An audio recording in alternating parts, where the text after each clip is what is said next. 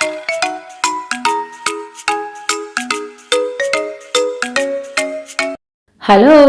नमस्ते, सत श्री अकाल, आदाब। तो एक बार फिर मैं हाजिर हूँ आप सबके सामने एक प्यारी सी कहानी लेकर। आज जो मैं आपको कहानी सुनाने जा रही हूँ, उस कहानी का शीर्षक है अंतिम इच्छा। बहुत ही प्यारी सी कहानी है। तेनालीरामा की कहानी है ये। मे बी आप लोगों ने सुनी होगी, बट अब मैं सुनाना जा रही हूँ तो आप बस से विसरिए। तो कहानी शुरू करते हैं। समय के साथ साथ राजा कृष्णदेव राय की माता बहुत बूढ़ी हो गई थी। एक बार वो बहुत बीमार पड़ गई। उन्हें लगा कि अब वो शीघ्र ही मर जाएंगी। उन्हें आम बहुत पसंद थे, मैंगोज। इसलिए जीवन के अंतिम दिनों में वो आम दान करना चाहती थी।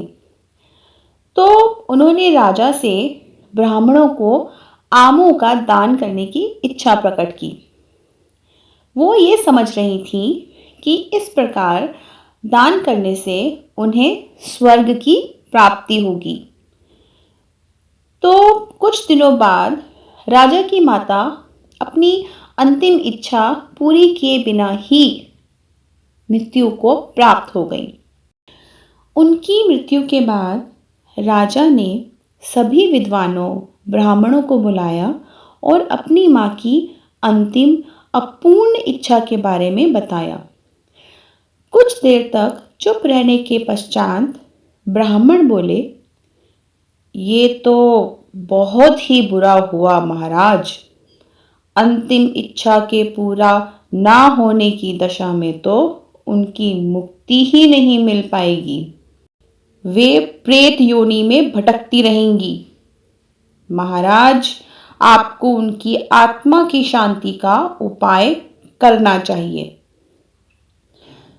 तब महाराज ने उनसे अपनी माता की अंतिम इच्छा की पूर्ति का उपाय पूछा। ब्राह्मण बोले, उनकी आत्मा की शांति के लिए आपको उनकी पुण्य तिथि पर सोने के आमों का दान करना पड़ेगा। अतः राजा ने मां की पूर्ण नीति पर कुछ ब्राह्मणों को भोजन के लिए बुलाया और हर ब्राह्मण को सोने से बने आम दान में दिए।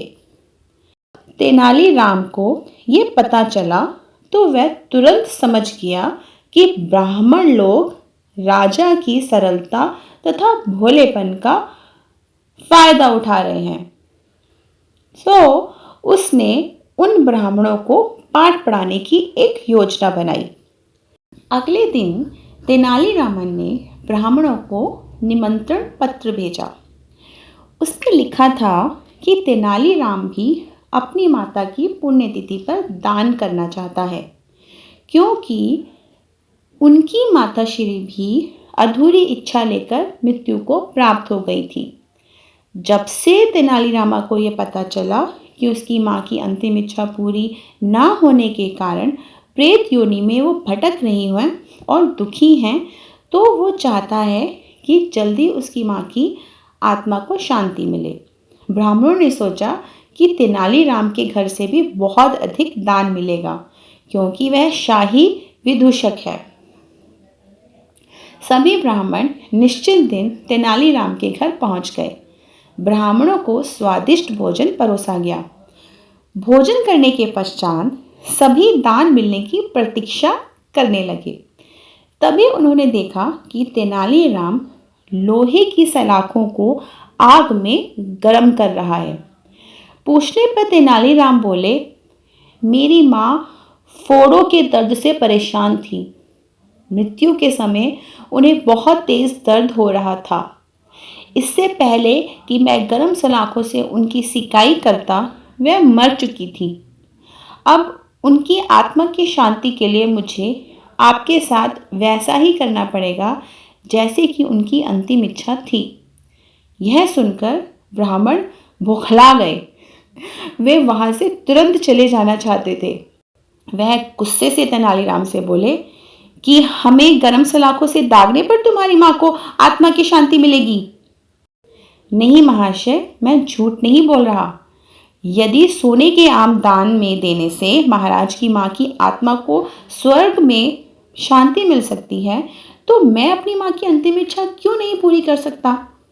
यह सुनते ही सभी ब्राह्मण समझ गए कि तेनालीराम क्या कहना चाहते हैं। वह बोले, तेनालीराम, हमें क्षमा करो, हम वह सोने के आम तुम्हें दे देते हैं, बस तुम हमें जाने दो।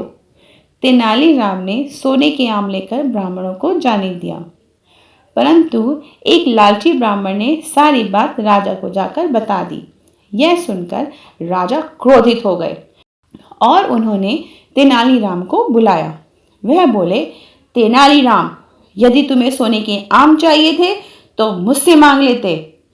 तुम इतने लालची कैसे हो गए कि तुमने ब्राह्मणों से सोने के आम ले लिए? महाराज, मैं लालची नहीं हूँ, बल्कि मैं तो उनकी लालच की प्रवृत्ति को रोक रहा था। यदि वह आपकी माँ की पुण्यतिथि पर सोने के आम ग्रहण कर सकते हैं, तो मेरी माँ की पुण्यतिथि पर लोहे की गर्म सलाखें क्यों नहीं झेल सकते? राजा तेनालीराम की बातों का अर्थ समझ गए। उन्होंने ब्राह्मणों को बुलाया और उन्हें भविष्य में लालच त्यागने को कहा। उम्मीद है आप सबको ये नटखट सी प्यारी सी कहानी पसंद आई होगी। अगर आपको मेरी कोशिश पसंद आई है तो प्लीज़ मेरे चैनल को सब्सक्राइब करें, लाइक करें, शेयर करें और हाँ, बेल बटन दबाना मत भूलिएगा नई अपडेट के लिए। Thank you so much. Bye bye.